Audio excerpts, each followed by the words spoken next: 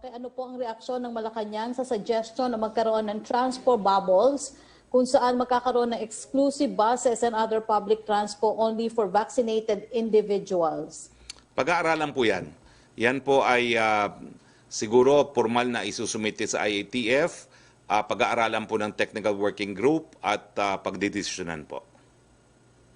For Chairperson Abalos, may suggestion na ba ang Metro Manila Mayor sa DOTR kung dapat ba panatilihin ang public transportation during ECQ or hindi? Well, dapat pong panatilihin. No? Number one is for our frontliners. Number two is for our essentials, no? Yung mga essential workers.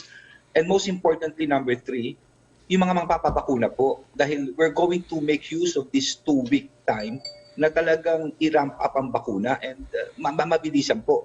Importante po ang transportasyon ng mga tao dito. Pero of course, kinakailangan din talaga, medyo stricto din talaga tayo.